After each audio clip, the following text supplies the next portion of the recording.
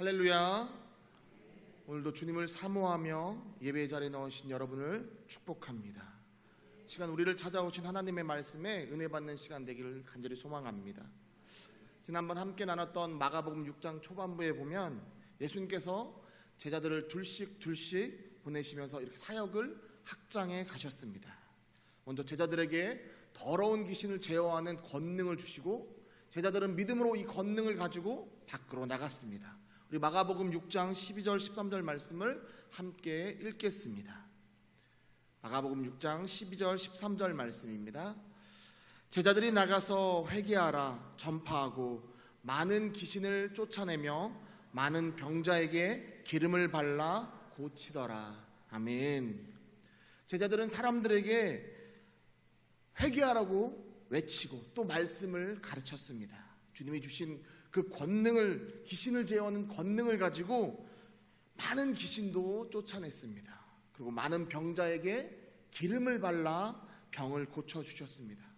여기에서 기름을 발랐다는 것은 신유의 은사를 나타내는 상징적인 단어이기도 하지만 당시 기름을 병을 고치는 데 치료제로 사용했기 때문에 실질적으로 제자들이 기름을 가지고 그들의 병을 고쳐주었음을 의미하기도 합니다.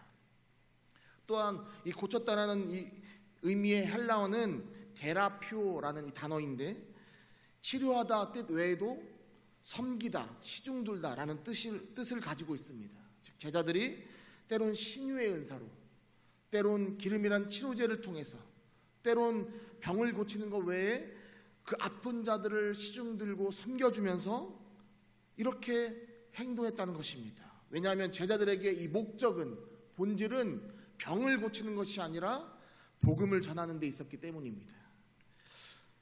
사랑하는 성도 여러분, 신유의 은사도 매우 중요합니다. 그런데 남을 섬기고 돕는 은사도 매우 중요한 은사임을 놓치지 말아야 합니다. 고린도전서 12장에 보면 성령의 은사에 대해서 나오는데 고린도전서 12장 11절에 이렇게 적혀 있습니다. 이 모든 일은 같은 한 성령이 행하사 그의 뜻대로 각 사람에게 나누어 주시는 것이니라 라고 기록되어 있습니다. 즉 모든 은사는 성령님께서 성령님의 뜻대로 각 사람에게 나누어 주신 것이라는 것입니다. 즉 은사는 하나님의 선물이면서 동시에 은사를 통하여 교회 공동체를 세우고 또한 교회의 덕을 세우라고 우리에게 주신 것이라는 것입니다. 따라서 우리는 모든 은사에 대해서 동일하게 하나님이 주신 선물로 여겨야 할 줄 믿습니다. 여러분, 이 일이 제자들이 이렇게 사역을 하고 마친 후에 예수님께서 명령을 내리신 그 명령을 잘 수행하고 다시 예수님께로 돌아옵니다.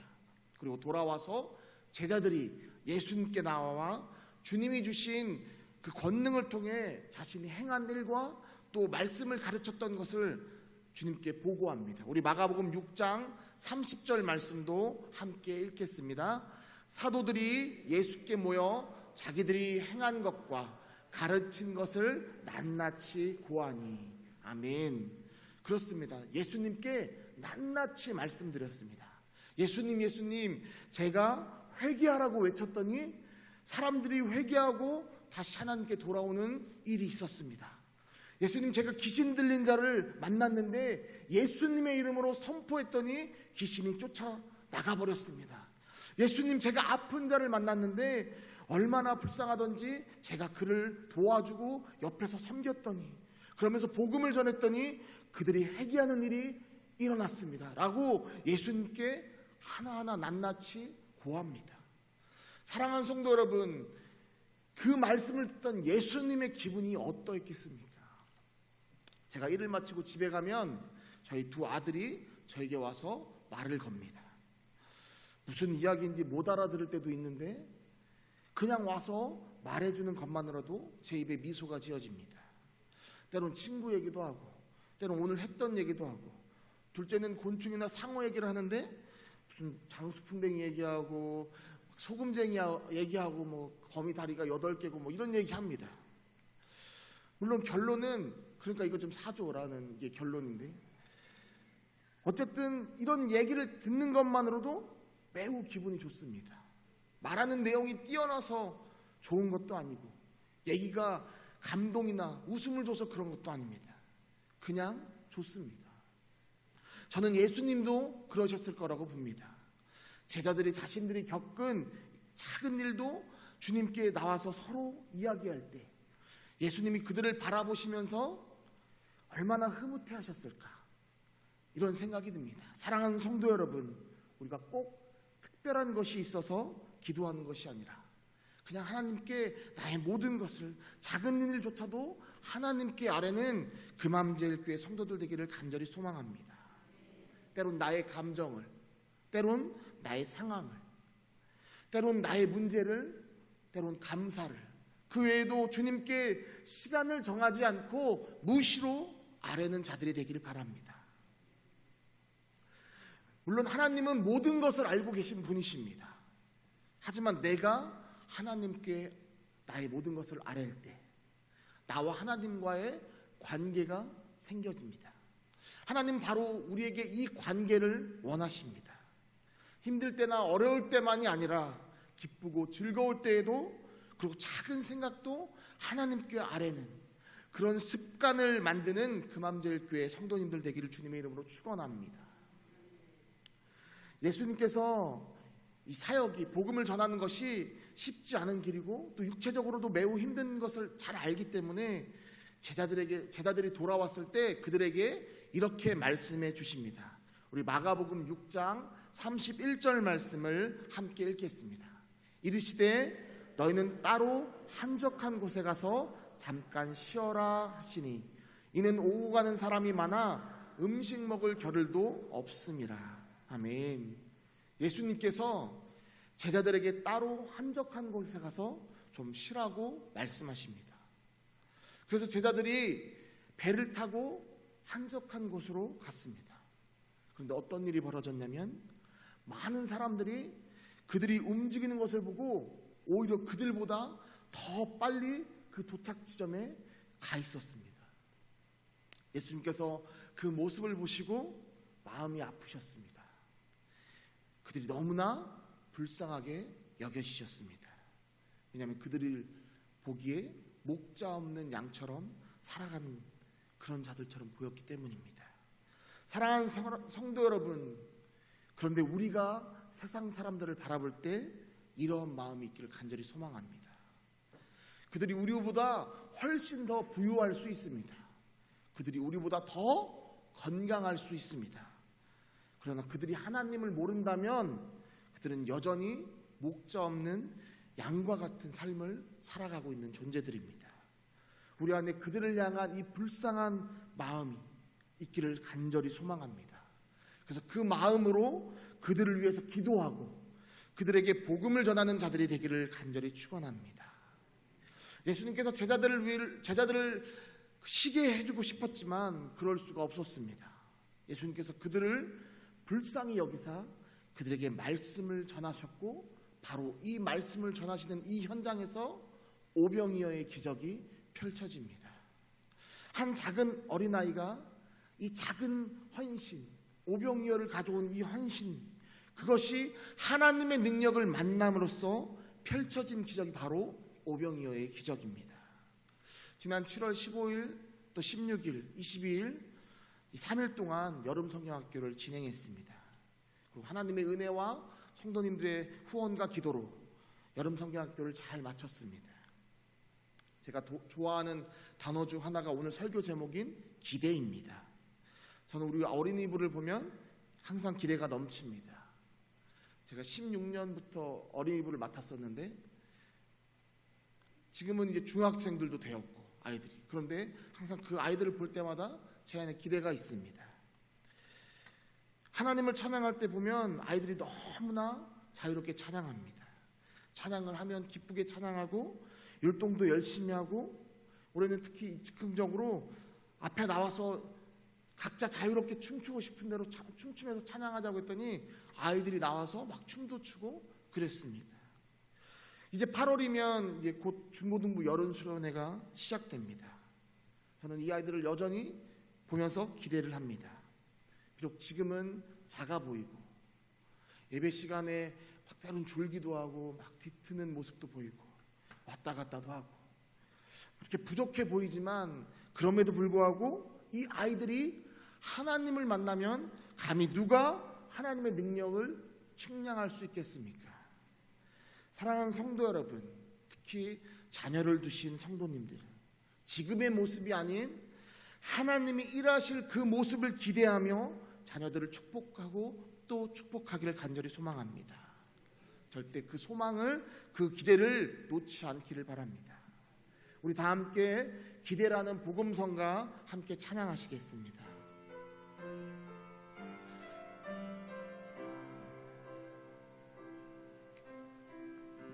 주 안에 우린 하나, 모습은 달라도 예수님 한 분만 바라네.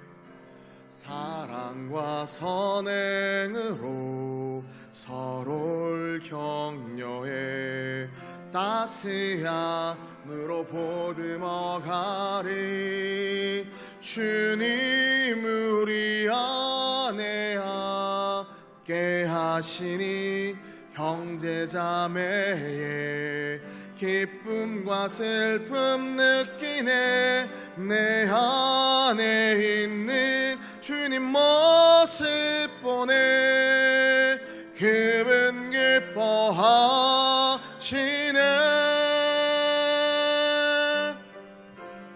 주님 우리를 통해, 주님 우리를 통해 계획하시네.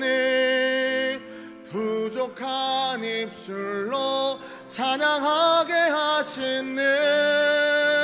주님 우리를 통해 계획하시네. 너를 통해 하실 일 기대해. 아멘. 우리 안에 하나님에 대한 기대, 특별히 자녀들 또 손주들을 위한 이 기대가 끊어지지 않기를 간절히 축원합니다. 그렇게 오병이어의 기적이 마친 뒤에 예수님께서 이제 제자들을 재촉하십니다. 오늘 본문 마가복음 6장 45절 말씀을 함께 읽겠습니다. 예수께서 즉시 제자들을 재촉하사 자기가 무리를 보내는 동안에 배 타고 앞서 건너편 벳세다로 가게 하시고. 아멘. 예수님께서 제자들을 재촉하신 이유는 앞서 보신 바와 같이 육체적으로 지쳐있는 제자들을 쉬게 하기 위함도 있었지만 정확한 이유는 요한복음에 보면 그 답이 나옵니다. 우리 한번 요한복음 6장 15절 말씀도 함께 읽겠습니다. 그러므로 예수께서 그들이 와서 자기를 억지로 붙들어 임금으로 삼으려는 줄 아시고 다시 혼자 산으로 떠나 가시니라. 아멘.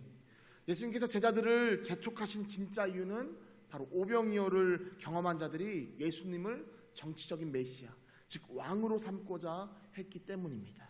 하지만 예수님께서는 인간의 육적인 필요만을 채워주시기 위해서 이 땅에 오신 것이 아니라 진정한 목적은 영적 구원을 주시기 위해서 이 땅에 오셨습니다. 따라서 그들의 이 잘못된 메시아관을 거부하시고 급히 다른 곳으로 자리를 옮기셨습니다. 그렇게 제자들을 배에 태워 보내고 난 뒤에 예수님은 홀로 기도하시기 위하여 한적한 곳으로 옮겨가십니다. 그렇게 예수님은 육지에 남아 계셨고 제자들은 따로 배를 타고 가는 중에 날이 저물었습니다. 제자들 중 전직 어부들이 있었습니다.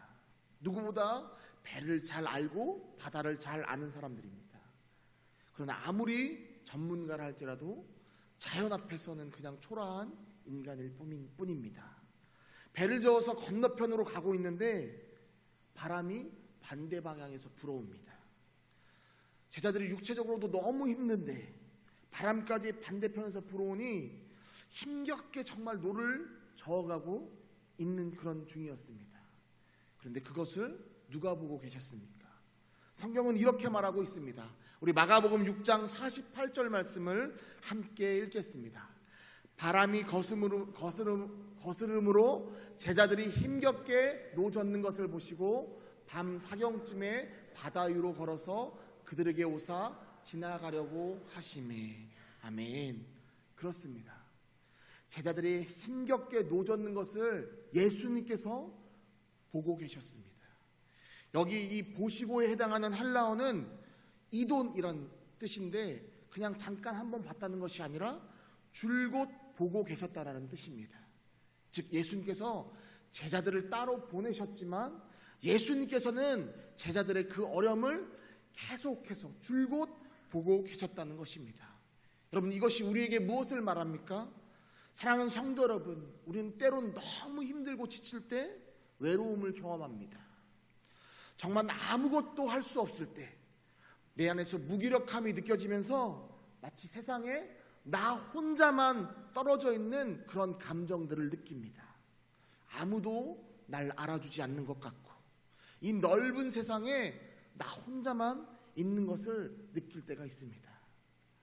그런데 오늘 이 보시고라는 이 말씀은 우리가 힘들고 지쳐서 나 혼자라는 기분이 들 때에도 비록 우리가 깨닫지는 못했지만 주님은 우리와 함께 계시다라는 것입니다.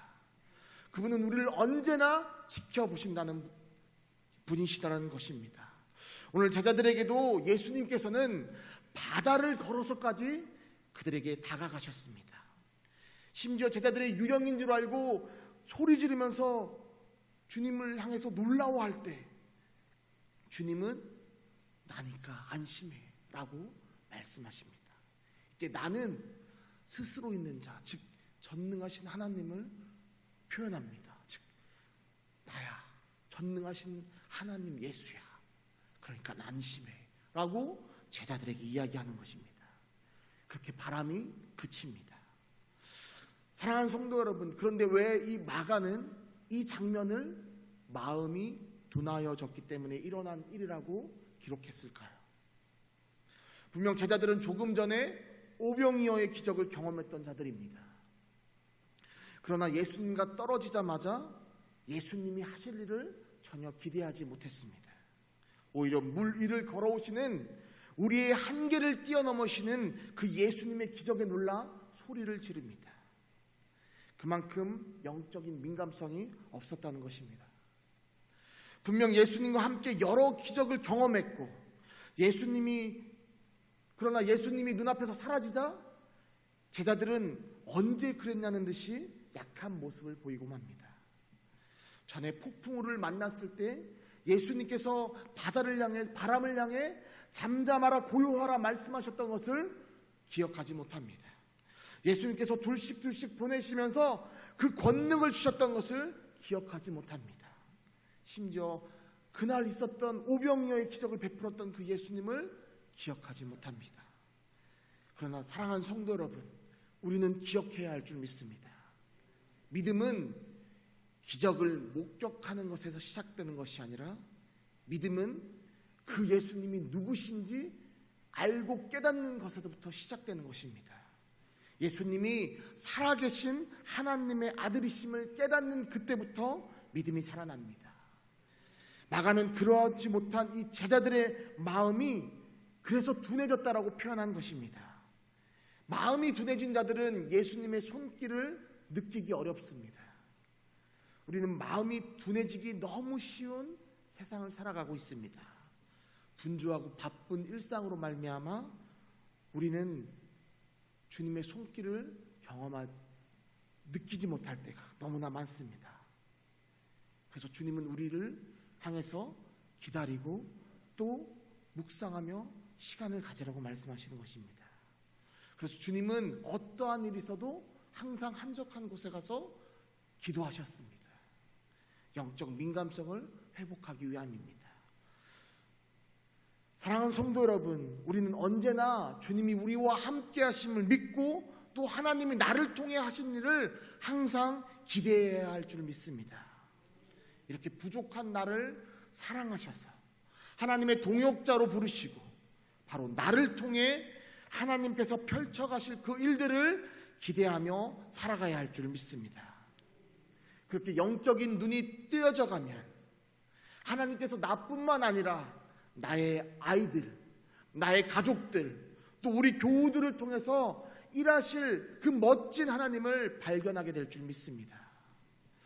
사랑하는 성도 여러분, 우리의 육체가 한계에 다다를지라도, 우리의 환경이 꽉 막힐지라도 하나님에 대한 기대를 놓치지 않기를 간절히 소망합니다.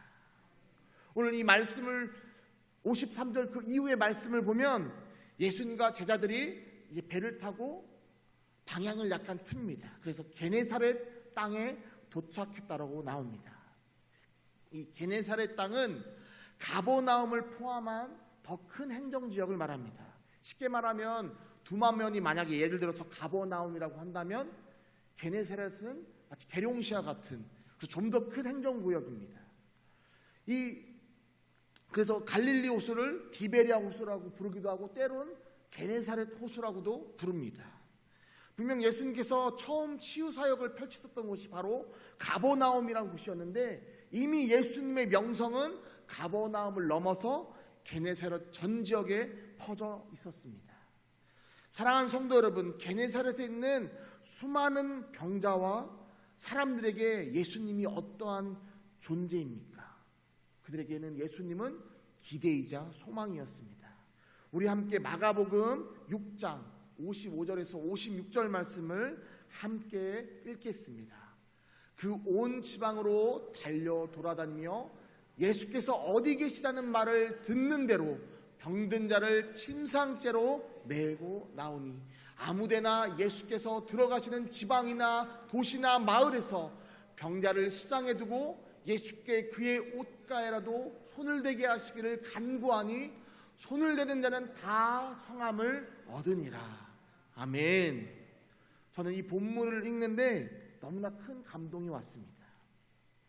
이 게네사렛 지방에 이 사람들의 간절함이 느껴지고 사모함이 느껴지고 오직 예수님을 자신들의 모든 기대와 소망으로 바라보는 그 모습들이 떠올라서 몸에 전율이 일어났습니다.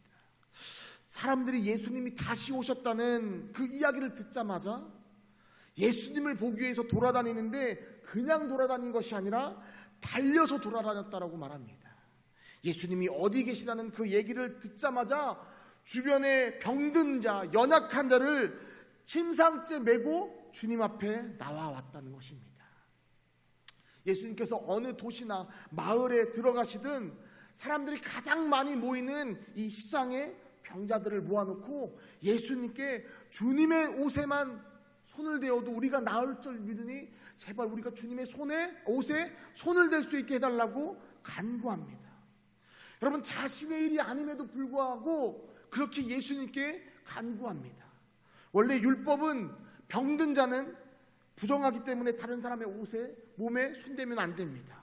그러나 마을 전체가, 도시 전체가 그 율법을 뛰어넘어서 주님께 간구합니다. 사랑하는 성도 여러분, 유대인들이 어떤 민족입니까? 여러분, 민족의 뿌리인 율법을 생명보다 더 지키려고 했던 그 민족입니다. 그런데 율법을 뛰어넘습니다. 이것이 얼마나 힘든 일입니까? 자신의 경험과 지식을 모두 내려놓아야만 가능한 일입니다. 그런데 그들이 이 모든 것을 내려놓고 가난하고 병든 자를 불쌍히 여기는 마음으로 예수님께 간구하는 일이 벌어졌습니다. 여러분, 어떠한 일이 펼쳐집니까? 손을 대는 모든 자가 병고침을 받았다라고 성경은 기록하고 있습니다. 하나님의 일하심이 이 게네사렛 전체에 일어나기 시작했습니다.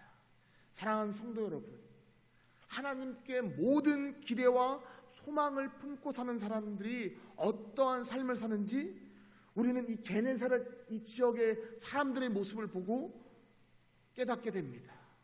이것이 진짜 부흥이며 이것이 진짜 교회의 모습 아닙니까? 바라옵기는 우리 금암제일교회가 이런 부흥이 회복되기를 간절히 소망합니다. 그렇다고 우리가 특별히 무슨 행동을 해야 할 건 없습니다. 단 주님을 기대하며 우리의 마음을 주님께 온전히 드려야 합니다. 주님, 오늘 말씀을 통해 게네사렛 사람들의 간절함을 봅니다. 이 간절함이 나의 간절함이 되길 원합니다. 주님이 계신 곳에, 주님이 일하시는 그곳에 나의 전부를 드리길 원합니다. 전적으로 주님의 일에 동참하기를 소망합니다 라는 이 간절함을 드러내는 저와 여러분이 되기를 주님의 이름으로 축원합니다. 그 하나님에 대한 기대를 통해서 하나님께서 우리의 삶을 전체적으로 만져주실 것입니다. 바라옵기는 이 믿음을 통하여 오늘도 믿음의 진일보를 이뤄가는 우리 모두가 되기를 간절히 주님의 이름으로 축원합니다.